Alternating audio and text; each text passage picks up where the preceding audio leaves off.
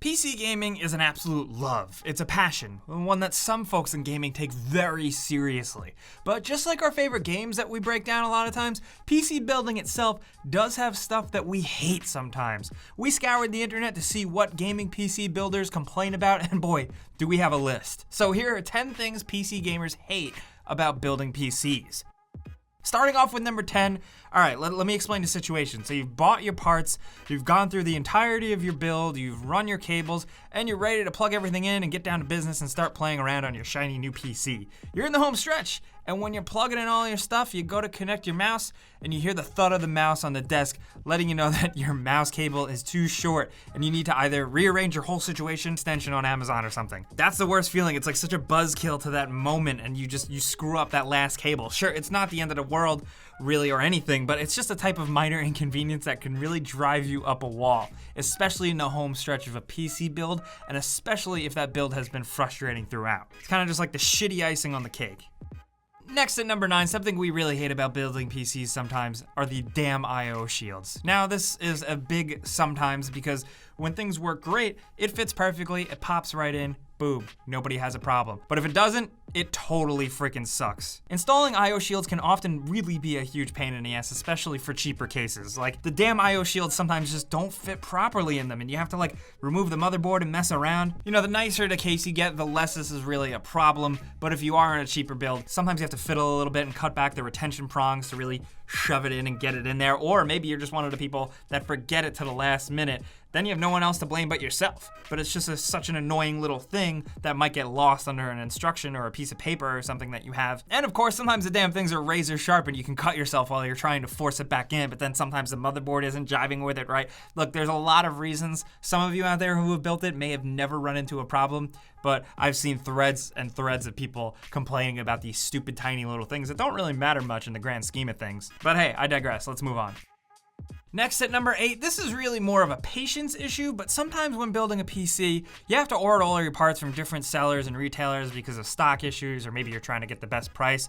And then there's always that one part that comes like 2 weeks after all the rest of the parts. The worst is when it's like the motherboard and you can't even start building the PC. If it was the GPU you were waiting on, you could at least put together the rest of the PC and then slot in the GPU finally when it shows up, but no. For me, it's always the motherboard that always shows up 2 weeks late, forcing me to just kind of stare at all my expensive parts that are gathering dust because I can't do anything with them. Again, it's a first world problem. It's a really dumb complaint, but I feel like you guys have been there at least once. Next at number 7, this goes right along with waiting for parts to arrive. This might actually be worse because that's receiving parts that are dead on arrival, DOA. The worst part about any PC build is actually powering it on for the first time and seeing if it actually turns on, and when it doesn't, it's really defeating. Sometimes it's something as simple as not plugging something in all the way or putting something in the wrong spot, but sometimes, you know, the worst thing is that a part is just shot. And it was shot before you even powered it on. You just got a bum part, which sucks because now you have to send that part back to wherever you bought it from and hope that they have another one to send you right away. And if they do, now you have to sit around and wait for that to show up to try it all over again. It's like one of the most longest drawn out processes of trial and error ever, and it's always painful.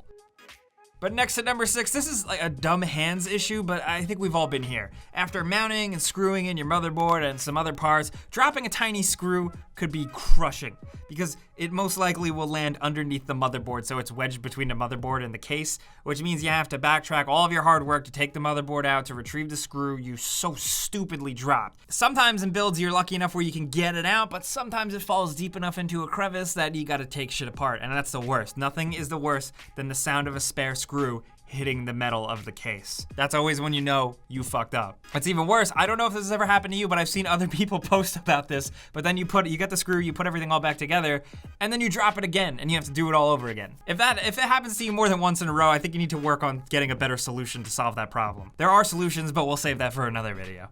Because at number 5, here's a big technology/life problem. Like, shopping around for parts and doing all the research for your build can take a while. Making sure you're shopping around and getting the best deals can take even longer. That said, it can be so frustrating and downright infuriating to get all your parts in, build your PC, and then like a week or two later see all of those parts drop in price or get a hot sale or something. And if you've got my luck, those sales always happen just outside of the acceptable window to get a price adjustment or a refund or the difference from a retailer, which always adds that little extra level of pain. Even worse than that is building your new PC and then shortly after seeing new iterations on hardware. Oh cool, you really just bought a sick new video card? Well guess what, idiot? Here's a brand new one that's even sicker. You're gonna wanna buy that too. You could say on one hand that's like your fault, you didn't do enough research of what's going on down the line before you bought that product, but it can still happen sometimes. It can still catch you by surprise. PC gaming is great, but sometimes stuff like this sucks. It's the same thing when you buy a phone. There's always gonna be the next phone soon after, and you just gotta live with it. Coming down to number 4, as you probably know, connections and cable management is like a really key part to any PC build. And while some are easier to get at than others, the process can be a real pain if you got big sausage fingers and you need to connect things like the little SATA cables to hard drives and the motherboard, as well as those tiny little case connections and fan power cables into the motherboard. Ugh! It can be really challenging even in a full-size build, but it can be even worse if you say really wanted a small and compact PC to play around with and take to different places, and you went with a micro ITX build and have really little room to work with. It's definitely not something that affects everyone, and some people use tools, but I'm sure I have at least a few sausage-fingered friends out there who feel my pain. Next at number 3, you know, most PC parts feel pretty fragile, and when you handle them, you can't help but treat them as such and like handle it like a baby. But in reality, most of these parts are way stronger than they look.